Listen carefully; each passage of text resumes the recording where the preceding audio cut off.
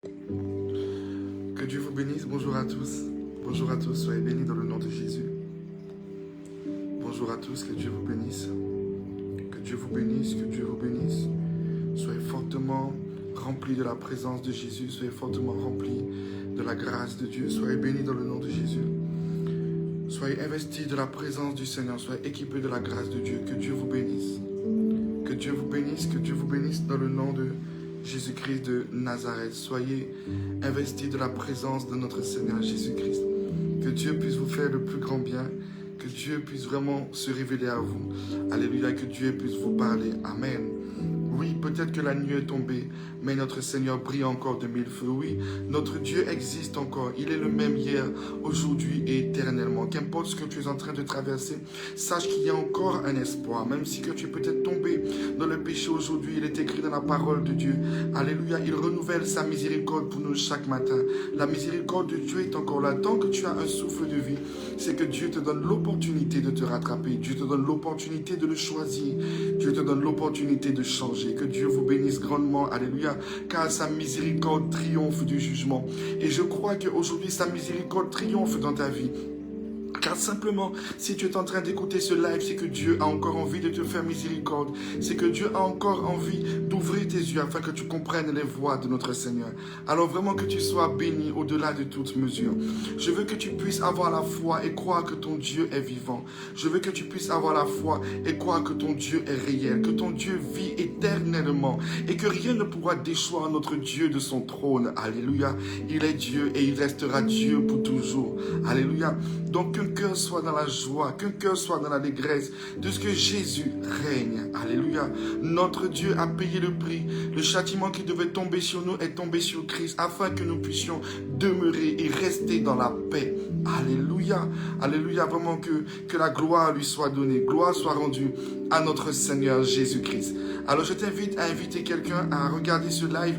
Je t'invite à mettre une invitation à quelqu'un afin que quelqu'un puisse encore comprendre les voies de notre Seigneur Jésus-Christ. Que Dieu vous bénisse. Que Dieu vous bénisse au-delà de toute mesure et que vous soyez remplis de paix, que vous soyez remplis de joie, que vous soyez remplis d'allégresse, que vous soyez remplis de vie dans le nom de Jésus-Christ de Nazareth. Alléluia. Soyez bénis au nom de Jésus. Soyez bénis au nom de Jésus et que vous ne manquiez ni de paix, ni de joie, ni d'allégresse. Alléluia. La Bible nous dit quelque chose d'important. Il nous donne la paix, pas comme le monde la donne. Il ne nous donne pas une paix avec un intérêt. Il nous donne la paix parce qu'il veut que nous soyons heureux. Il veut que nous soyons en paix. Il veut que nous soyons en joie. Il veut que nous soyons à l'aise. Il veut que tu sois heureux, heureuse. Alléluia. Donc, je veux que quelqu'un puisse attacher son cœur à son Jésus et qu'il puisse croire que certainement Dieu fera au-delà de ce qu'il pense. Il n'y a donc maintenant aucune condamnation pour ceux qui sont en Jésus-Christ. Et je veux que ton cœur puisse s'attacher fortement à cette phrase et croire que certainement Dieu te bénira. Croire que certainement si tu es venu entendre cette parole, c'est que Dieu veut ouvrir ton intelligence pour comprendre comment il fonctionne, comment il travaille, comment il est. Alléluia. Nous avons vu tellement de révélation, alléluia, sur ce que Dieu nous a transmis, sur la miséricorde, alléluia, la miséricorde, le miracle, ce que Dieu attend de nous et le pèlerinage dans lequel nous devons marcher. Que le moindre effort que nous faisons est considéré comme de la foi, qu'il nous donne part au miracle, alléluia. Et Dieu nous demande aussi de laisser quelqu'un faire l'effort de changer et que nous puissions aussi lui accorder d'être ce miracle dans sa vie, alléluia. Alors que Dieu vous bénisse, amen. Je crois que par la puissance du Saint-Esprit, nous devenons nous tous à l'image de notre Père. Et nous devenons miséricordieux. Car la parole de Dieu nous dit, celui qui a le cœur miséricordieux est comme son Père. Alléluia. Et je crois que Dieu est en train de nous amener. Dieu est en train de faire de nous des miséricordieux. Alléluia. Car il est écrit dans la parole de Dieu. Alléluia. Dans quelle manière allez-vous comprendre que je prends plus plaisir à la miséricorde qu'au sacrifice? Alléluia. Oui, Dieu prend plaisir à quelqu'un que tu pardonnes beaucoup plus que si tu fais un jeûne de 40 jours. Car le pardon que tu vas donner à quelqu'un sera un miracle que tu vas récolter pour ta propre vie. Alléluia. Oui, pardonner quelqu'un est bien plus fort qu'un jeûne. Pardonner quelqu'un est bien plus fort qu'un sacrifice. Pardonner quelqu'un est bien plus profond qu'une offrande monétaire. Pardonner quelqu'un est bien plus profond qu'un sacrifice. Alléluia. Donc, je t'encourage par rapport à la prédication de la semaine dernière, de comprendre que nous devons garder ce que nous avons acquis. Nous devons garder notre conscience que nous devons être miséricordieux. Alléluia. Donc, même si que cette semaine, nous allons parler de la sagesse. Alléluia. Mais garde les bases que Dieu nous a données. Alléluia. Garde cette miséricorde dans les profondeurs de ton cœur.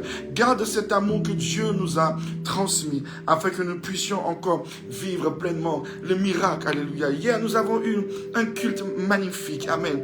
Où nous avons tellement témoigné que le témoignage, la Bible dit que nous avons vaincu le diable par le sang de Christ, mais aussi par le témoignage.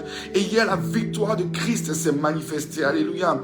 David a dit dans les psaumes, mon âme bénit l'Éternel, alléluia, et n'oublie aucun de ses bienfaits. Et hier, nous nous sommes souvenus de chaque chose que Dieu a fait pour nous, des grâces qu'il nous a accordées, des bienfaits, alléluia. Et beaucoup d'entre nous avons vu, puisque même après le live, j'ai reçu beaucoup de messages, alléluia, des personnes qui se souvenaient que depuis leur enfance, alléluia, en réalité, Dieu les protégeait et Dieu les gardait. À plus forte raison, si depuis que nous sommes nés, alors que nous ne prions pas, on n'adorait pas, on ne lisait pas notre parole, mais il veillait sur nous. Alléluia. À plus forte raison, maintenant, il prendra soin de nous puisque nous faisons l'effort de nous attacher à lui.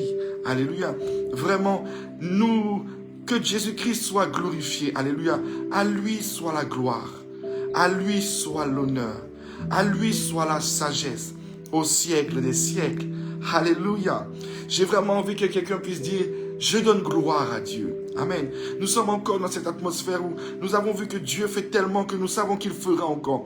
J'ai vraiment envie que quelqu'un puisse dire gloire soit rendue à Jésus-Christ de Nazareth. Alléluia. Que toute la gloire lui revienne.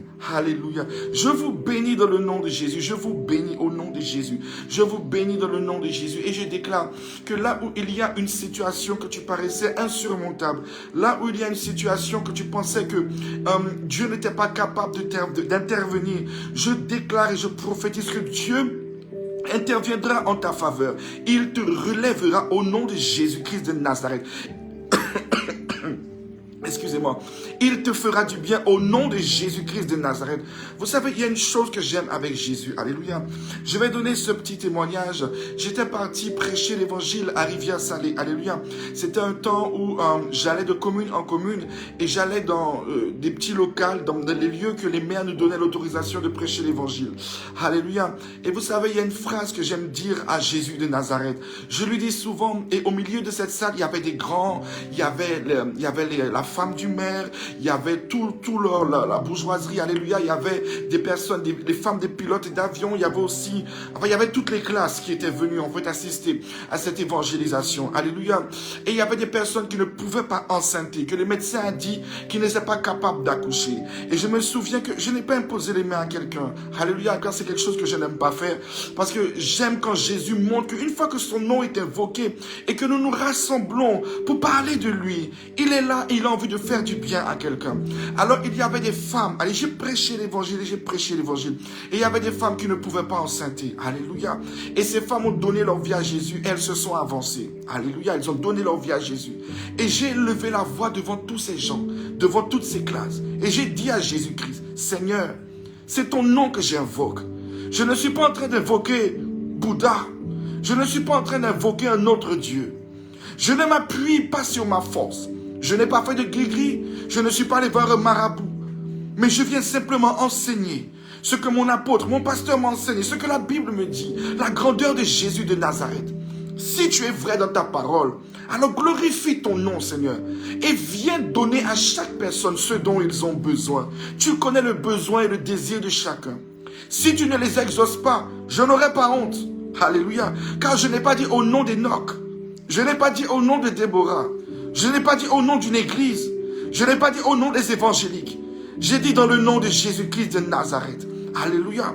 Et si tu n'exauces pas, alors ils sauront que tu n'es point Dieu. Et c'est point moi qui aurai honte, mais c'est toi qui auras honte. Mais gloire soit rendue à Jésus de Nazareth. Alléluia. Dieu n'aime pas avoir honte. Alléluia. Et c'est quelque chose que nous étudions dans le livre d'Ézéchiel. Dieu n'aime pas avoir honte. Alléluia. Les plus grands miracles se font quand il y a du monde. Parce que Dieu n'aime pas avoir honte. C'est pour ça que je t'encourage à prêcher l'évangile et à annoncer la bonne nouvelle et à prendre le nom de Jésus et à dire devant quelqu'un que tu prêches l'évangile si son nom est vrai. s'il a reçu vraiment pouvoir au-dessus des cieux et de la terre et sous la terre, dans le nom de Jésus, la situation que tu traverses, Dieu va la changer et Dieu va la transformer. C'est pour ça que je n'ai pas peur de te dire que nous sommes rassemblés dans ce live, dans le nom de Jésus. Alléluia.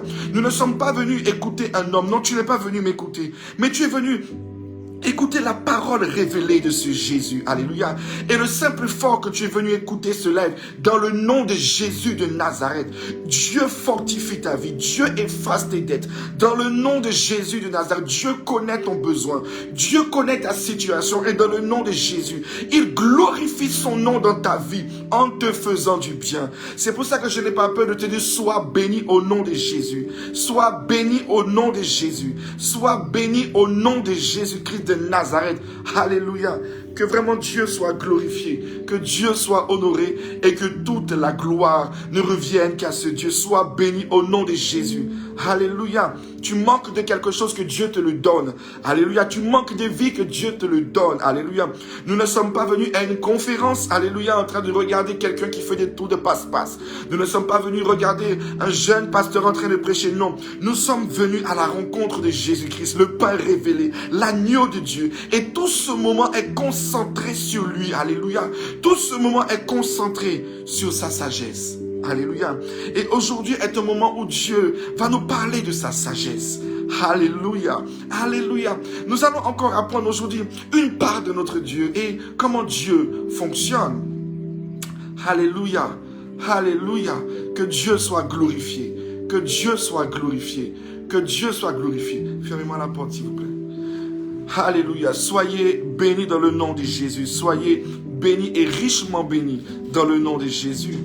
Gloire soit rendue à notre Dieu. Prenons la parole de Dieu dans le livre de Proverbes chapitre 2. Là où tu es béni. Amen. Là où tu es béni. Tu es béni. Moi, je dis que tu es béni. Non, non, non, dis, je suis béni dans le nom de Jésus.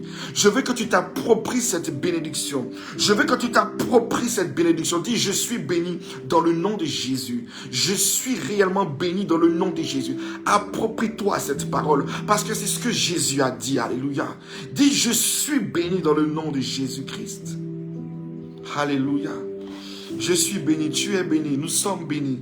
Alléluia, je suis béni au nom de Jésus. Proverbes chapitre 2 à partir du verset 3. On va prendre à partir du verset 1er. Mon fils, si tu reçois mes paroles et si tu gardes avec toi mes préceptes, si tu rends ton oreille attentive à la sagesse, et si tu inclines ton cœur à l'intelligence, si tu la cherches comme l'argent, si tu la poursuis comme un trésor, alors tu comprendras la crainte de Dieu et tu trouveras la connaissance de Dieu. Alléluia. Car l'Éternel donne la sagesse. Amen. La Bible nous dit, si tu rends ton oreille attentive à la sagesse, oui, si tu appelles la sagesse, si tu la cherches comme l'argent, si tu la poursuis comme un trésor, alors tu comprendras la crainte de Dieu et tu trouveras la connaissance de Dieu. Est-ce que quelqu'un peut dire Amen? Alléluia. Alléluia. La parole de Dieu nous parle de la sagesse. Et le Seigneur nous dit quelque chose de très important sur la sagesse. Excusez-moi. Le Seigneur nous dit, si nous voulons comprendre la crainte de Dieu, si nous voulons comprendre la connaissance de Dieu, si nous voulons comprendre comment Dieu fonctionne, nous devons avoir la sagesse. Car sans la sagesse, sans l'esprit de la sagesse, je ne peux comprendre Dieu. Car je vais toujours raisonner avec mon intelligence et ma réflexion humaine, avec ma propre sagesse. Est-ce que quelqu'un peut dire Amen? Prenons le verset 10. Quand la sagesse viendra dans ton cœur et la connaissance fera les délices de ton âme. Alléluia. Non, prenons à partir du verset 9. Alors tu comprendras la justice, l'équité, la droiture, toutes les roues qui mènent au bien. Quand la sagesse viendra dans ton cœur et la connaissance fera le délice de ton âme, la réflexion veillera sur toi, l'intelligence te gardera pour te délivrer, etc., etc. Dieu nous dit, pour comprendre la justice, pour comprendre l'équité, alléluia, pour que même nous puissions marcher dans une vie de sainteté, pour que nous puissions marcher dans l'obéissance, je dois avoir la sagesse. Sans la sagesse, je ne peux comprendre Dieu. Sans la sagesse, je ne vais pas réaliser pourquoi Dieu dit ça. Pourquoi Dieu fonctionne ainsi.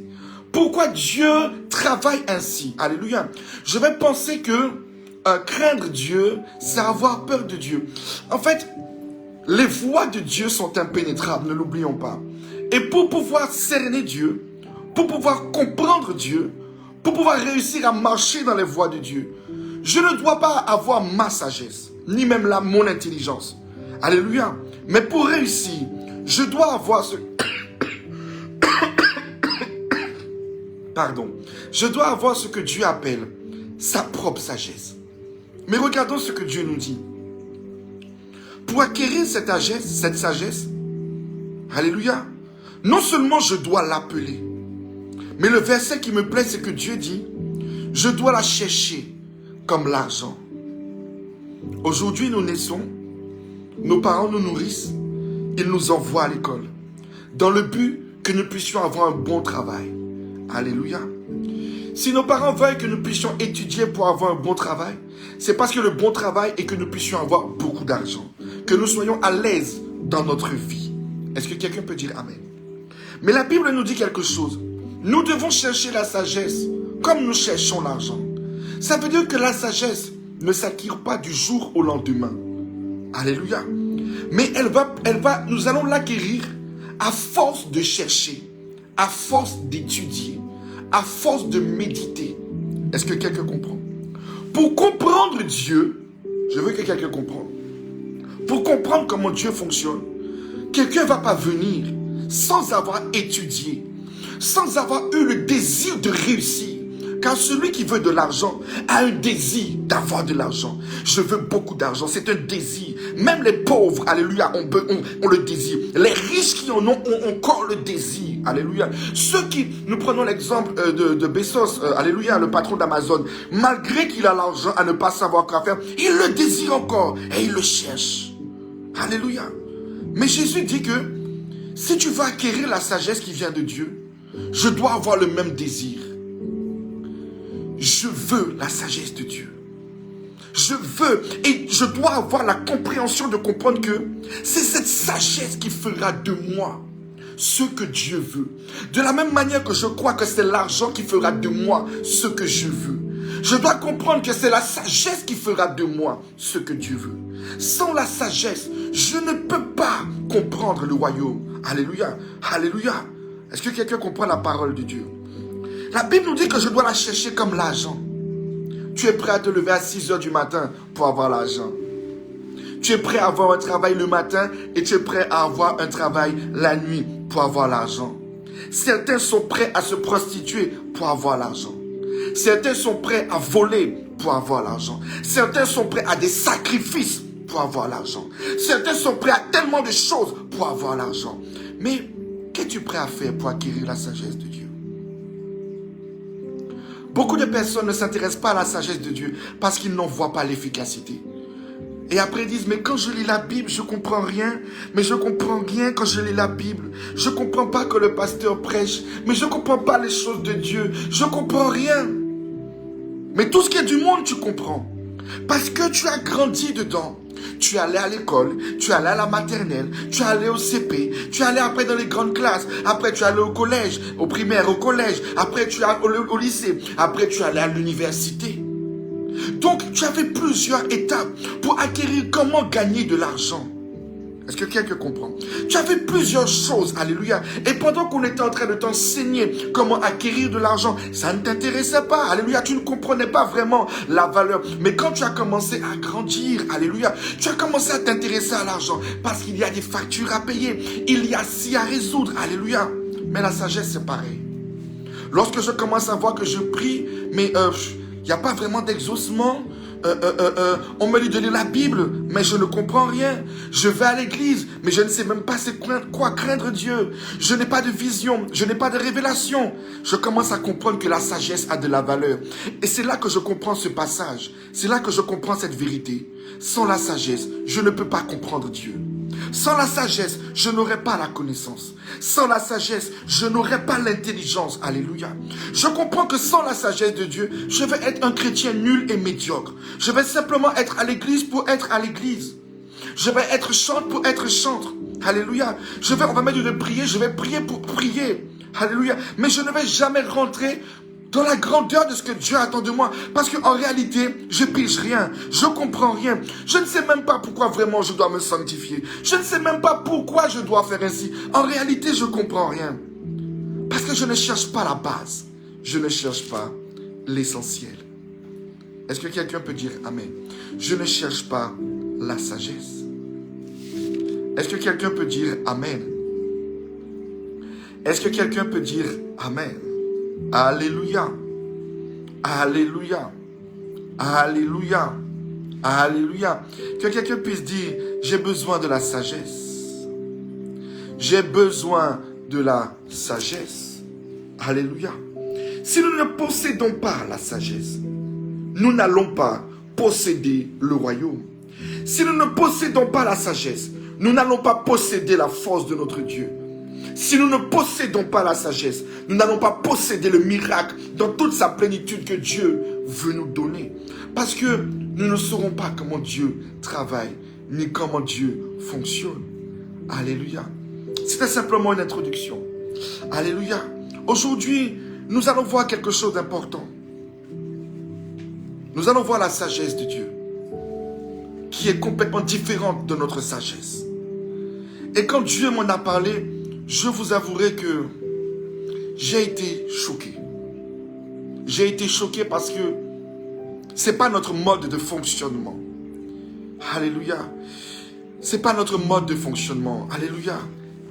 J'aime le Seigneur, que Dieu soit béni. Prenons le livre de Genèse.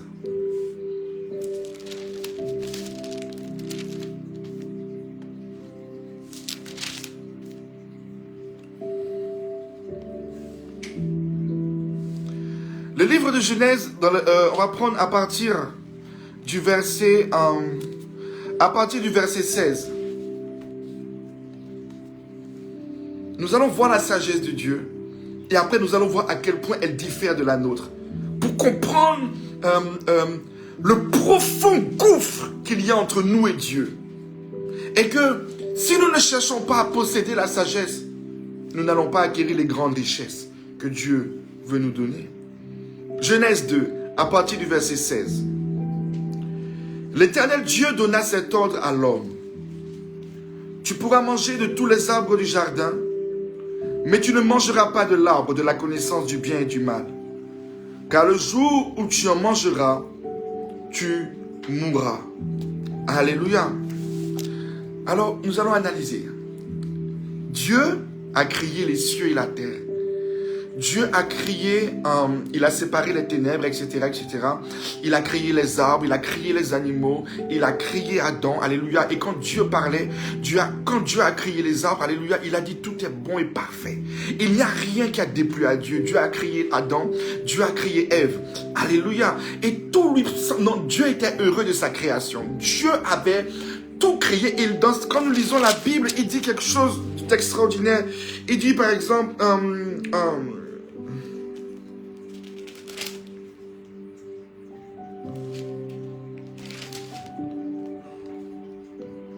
alléluia, attendez, je vous cherche le truc.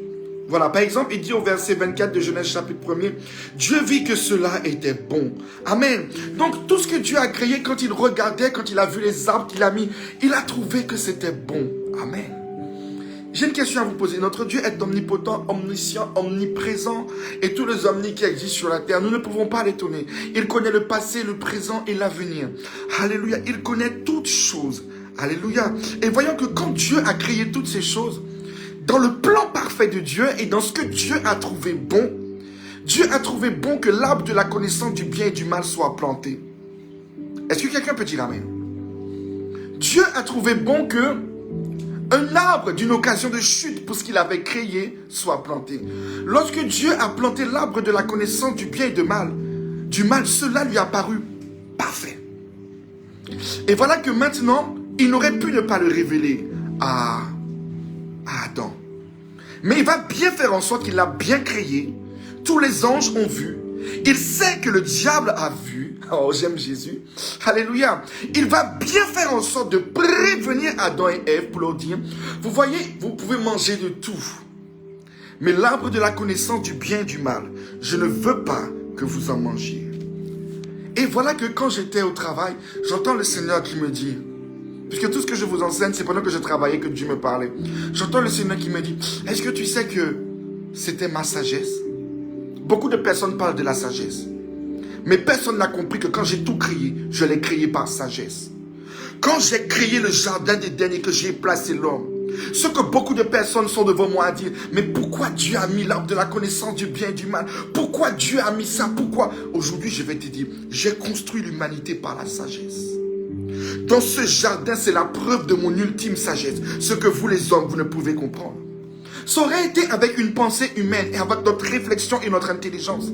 Si nous sommes dans le but de conquérir et de construire quelque chose, nous n'aurions jamais mis quelque chose qui peut être une occasion de chute pour ce que nous sommes en train de construire. Non, je veux que quelqu'un comprenne ce que je suis en train d'enseigner. Pourquoi Dieu a-t-il créé quelque chose qui pouvait être une occasion de chute pour une gloire? Pourquoi Dieu a-t-il mis au milieu de ce jardin quelque chose qui pourrait penser et paraître être négatif? Alléluia. Alléluia. Mais c'était la sagesse de Dieu. Et vous savez, Dieu est sage. Dieu est sage, Dieu est sage. Pourquoi Dieu a-t-il mis l'arbre de la connaissance du bien et du mal au milieu de tout ce qui était si parfait? Alléluia. Il n'y avait pas de ténèbres. Adam était parfait. Adam était juste. Ève était juste. Et tout était si beau. Alléluia. Les animaux parlaient. Adam parlait avec eux. Il n'y avait rien. Mais vous savez, Dieu m'a sorti une phrase. Je voulais quelqu'un qui m'aime, Enoch. Je voulais quelqu'un qui m'aime. Je voulais quelqu'un qui m'aime pour ce que je suis, Dieu. Qui m'adore en esprit et en vérité. J'ai dit, oui, mais Seigneur, on t'aime. Alléluia. Et voilà que Dieu va me parler. Dieu me dit comme ça, non. Je sais que vous m'aimez quand vous faites le choix de m'aimer. Malgré ce qu'il peut avoir comme plaisir, comme joie, ou comme qu'importe ce qui vous attire. Moi, ce qui m'intéresse, c'est votre choix face à l'adversité. C'est votre choix face à la tentation. Donc quand j'ai créé le jardin, moi j'ai créé le jardin pour trouver un adorateur. J'ai créé l'humanité pour trouver quelqu'un qui m'aime. J'ai cherché quelqu'un qui était capable de mettre le saut à la perfection. Je ne cherchais pas des robots.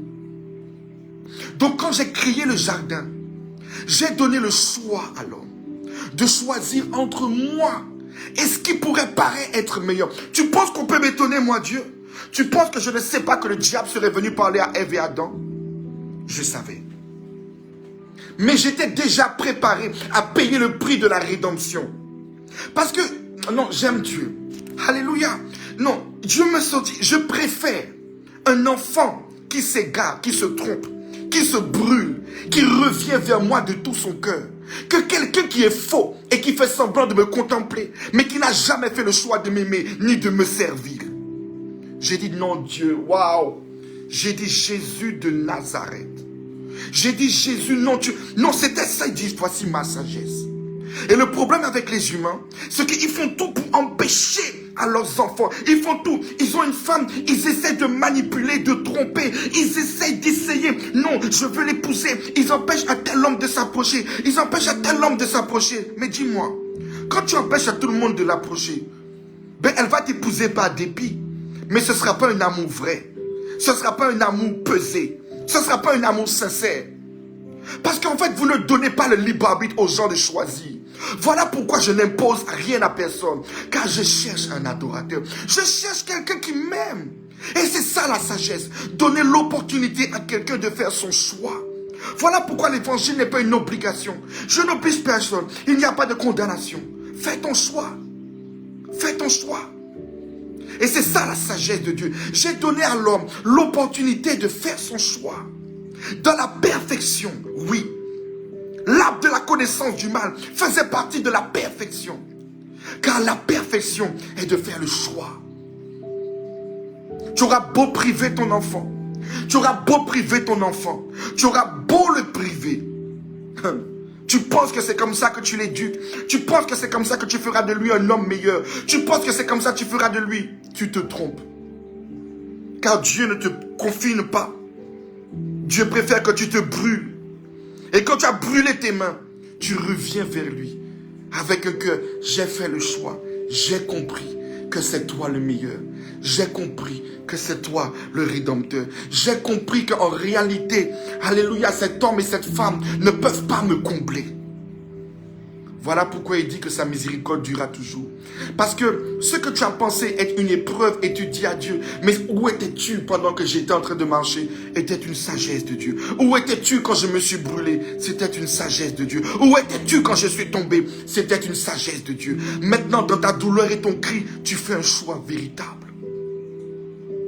Dans tes pleurs et dans tes lamentations, c'est pas quelqu'un qui te dit, tu cherches Jésus. Oh, oh, tu cherches le roi, tu cherches le véritable Dieu. Maintenant, comme tu as un problème et que maintenant celui qui t'a promis la lune t'a abandonné, tu cherches le Rédempteur. Un choix véritable. C'était ça que Dieu cherchait. Un choix véritable. Et j'ai trouvé ça fort où Dieu m'a sorti. Tu sais, je savais qu'Adam et Ève auraient fraudé. Mais j'avais déjà préparé le plan de rédemption pour l'humanité. Parce que mon but était d'acquérir un cœur qui me veut. Un cœur qui me veut. Donc j'avais déjà mis, personne ne peut m'étonner, Enoch. Personne ne peut m'étonner. Mais j'avais déjà tout préparé. Alléluia. Les sacrifices avant que mon fils ne vienne. Pour que celui qui veut, qui voit la douleur, qui veut venir vers moi, je les enseignais. J'enseignais. Jusqu'à mon fils est venu. J'avais déjà préparé le plan de la rédemption. Pour trouver enfin les adorateurs en esprit et en vérité. J'aime Jésus. Alléluia. J'aime Jésus. Et Dieu m'a dit cette phrase. Je veux que tu fasses pareil. Toi, prêche l'évangile. Ça ne sert à rien d'imposer quelque chose à quelqu'un. Il sera autour de toi, à côté de toi. Tout ce que tu vas récolter, c'est des blessures, des trahisons. Alléluia. C'est des blessures et des trahisons. Laisse quelqu'un faire son choix. Laisse quelqu'un faire son choix. N'oblige pas quelqu'un à t'aimer. N'oblige pas quelqu'un à rester à côté. Laisse quelqu'un faire son choix. Dis-leur, laissez ceux qui sont autour de vous faire leur choix. Celui qui veut Jésus prendra Jésus et il aura la vie éternelle. Celui qui veut le monde, il prendra le monde et il connaîtra la douleur, le mépris et la souffrance. Et s'il n'est pas trop tard, alors il reviendra. Toi, enseigne seulement l'évangile. Prêche seulement. Parle seulement de moi. Mais que chacun fasse son choix. Car la sagesse est de laisser quelqu'un choisir. Voilà pourquoi, quand j'ai construit le jardin d'Éden, j'ai mis l'arbre de la connaissance du bien et du mal.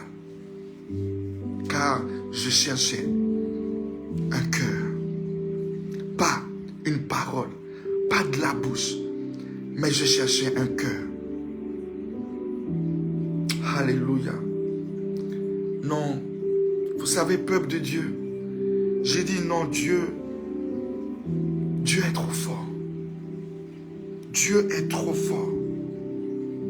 Dieu est trop fort. Alléluia. Dieu est trop fort. Quelle sagesse. Mais c'est notre opposé. C'est vraiment le contraire de ce que nous faisons. Alléluia. Si nous voulons une femme, nous allons l'éloigner de tous les hommes de l'église. Nous allons manipuler sa conscience. Nous allons lui mentir. Alléluia. Tu es même capable de lui mentir sur ton salaire, sur le travail que tu as. Tu es capable d'imaginer. Tu fais des fausses choses. Tu lui montres quelque chose de faux parce que tu veux la conquérir. Mais en réalité, elle ne t'aime pas pour ce que tu es. Même si demain elle est avec toi, ça n'aura pas été un choix. Ça n'aura pas été une décision. Cet amour n'est pas pur. Cet amour n'est pas sincère. Cet amour n'est pas vrai. C'est de la manipulation. C'est du mensonge. Donc tu te maries par manipulation. Tu te maries par tromperie, par mensonge. Par jalousie, par trafic. Par sorcellerie, par voyance. Par viande cachée. Alléluia, dans la cave. Alors que si quelqu'un, il y avait 10 hommes. Mais que toi tu t'es attendu à Dieu. Et que tu as prié. Et que la personne t'a épousé pour ce que tu es. Tu sais que la personne a fait le choix. Et tu l'as vu peut-être partir. Elle est partie. Elle t'a dit non, je ne t'épouse pas. Et puis elle est partie. Et puis elle a pété sa tête sur Eric. Eric lui a fait souffrir. Et puis elle revient. C'est pas là qu'il faut jouer l'orgueilleux. C'était le plan de Dieu. Pour que cette femme te respecte et t'honore. Pour que cette femme puisse te voir la valeur que tu es. Ou que cet homme voit la valeur que tu es. C'est pas là qu'il faut commencer à dire non, mais il est parti pour aller voir une autre femme. Mais c'était le plan de Dieu. Alléluia. Vous n'êtes pas encore mariés. Et puis il a dit non, je ne t'épouse pas. C'est elle que je veux. Et puis voilà que là, il a bien souffert. Et puis il revient. Là, il a fait un choix. J'ai compris que tu étais celle que j'aime. Cette sagesse de laisser quelqu'un faire le choix. Quand après Dieu te donne la chose va t'aimer vraiment. La chose va te chérir. Parce que ce n'est pas de la manipulation. C'est pas de la manipulation. C'est pas du trafiqué. C'est un choix qui vient du cœur. J'ai une question à vous poser. Vos enfants, posez-leur la question. Préférais-tu être en boîte de nuit à cet instant présent ou être à côté de maman? Préférerais-tu manger avec moi ou manger avec tes amis? Chérie, préférerais-tu être avec tes amis ou avec moi? Chérie, préférerais-tu être avec une autre femme ou avec moi? Alléluia. Alléluia. C'est des questions que nous devons poser. Parce qu'elle va nous révéler si nous avons agi avec sagesse ou non. Nous devons savoir donner le choix à quelqu'un. Parce que lorsque ton enfant va être avec ses amis peut-être du monde, il finit. Vous savez, j'ai un fils. J'en ai tellement. J'ai un fils et il ne comprenait pas. J'ai manqué de sagesse. Je ne possédais pas cette si grande sagesse que le Seigneur est en train de nous révéler. Et tout le temps, je voulais l'empêcher d'être avec ses amis. Alléluia. Donc, quel a été le résultat? À vouloir l'empêcher d'aller avec ses amis, il se cachait pour aller avec les amis. Il me mentait pour aller avec ses amis. Il me trompait pour aller avec ses amis. Alléluia. Il faisait tout, il se cachait. Alléluia. Et le jour que je me suis dit, tu sais quoi, fais ce que tu veux. Après tout le monde a le choix de faire ce qu'il veut. Fais ce que tu veux. Tu n'es pas obligé de suivre mon Dieu. Tu n'es pas obligé. Va avec tes amis. C'était dur pour moi. Ses amis fumaient. Ses amis buvaient. Ses amis. Mais je lui ai dit, fais ce que tu veux. Va avec tes amis. La douleur d'un père. Et c'est là que nous comprenons Dieu. La sagesse inclut le sacrifice du cœur prêt à pardonner et prêt à aimer, même quand tu vois ton enfant en train de vivre des choses que tu n'aurais pas aimé qu'il vive. Mais quand tu possèdes l'esprit de la sagesse, tu te dis que l'enfant est obligé de passer par là. Parce que si un enfant ne touche pas un fer chaud, il ne saura pas que ça brûle. Et il ne pourra pas comprendre la valeur que tu es. Et voilà que, il y a peut-être un mois, ou non, 2 semaines ou 3 semaines, je ne sais plus. Cet enfant que j'avais dit, tu veux, il est revenu. Il m'a dit, papa, je peux tout perdre, mais pas toi. Papa, mes amis m'ont trahi. Papa, mes amis m'injurient. Papa, mes amis me blessent. Papa, mes amis font ci. Papa, moi qui pensais que j'avais des amis. Moi qui pensais que j'avais ça. Non, papa, s'il te plaît. S'il te plaît, eux, ils peuvent m'abandonner. Mais toi, ne m'abandonne pas. Papa, s'il te plaît. Papa, ne va... J'ai trouvé un cœur. Mon fils est revenu. Un cœur qui voulait de son père. Mais au début, j'avais un cœur qui mentait. Un cœur qui me fuyait. Un cœur qui se cachait pour aller prendre quelque chose que je savais qu'il aurait brûlé. Mais quand ça l'a brûlé, j'ai trouvé le cœur. J'ai trouvé le cœur. Parfois, nous voulons empêcher à nos enfants d'être brûlés. Mais dites-moi, vos parents vous ont empêché d'être brûlés, mais vous vous êtes brûlés. Et c'est quand vous vous êtes brûlés que vous vous êtes souvenu de ce qu'ils ont dit. Est-ce que quelqu'un comprend ce que je dis? Est-ce que quelqu'un comprend ce que je dis? Laissons les humains faire leur choix. Et enseignons simplement l'évangile. La sagesse, c'est de choisir. J'ai expérimenté la sagesse de Dieu. Mon fils m'est revenu. Et il m'a aimé. Et ne veut pas me perdre. Et c'est un témoignage parmi tant d'autres. Un témoignage parmi tant d'autres. Est-ce que quelqu'un comprend? Je vous donne un exemple. Vous voyez?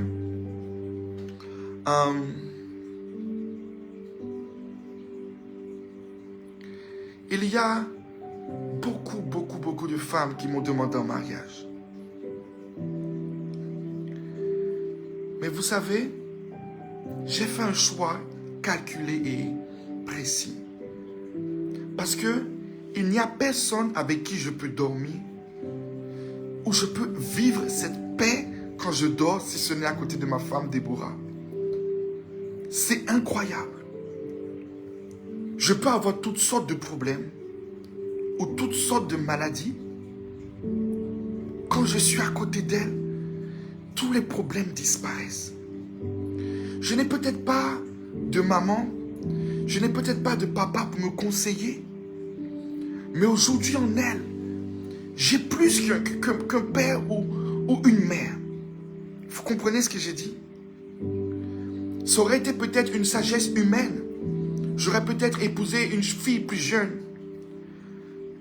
Mais la paix, la vie, la gloire, le plaisir ou le bonheur qu'un homme recherche, je ne l'aurais pas trouvé.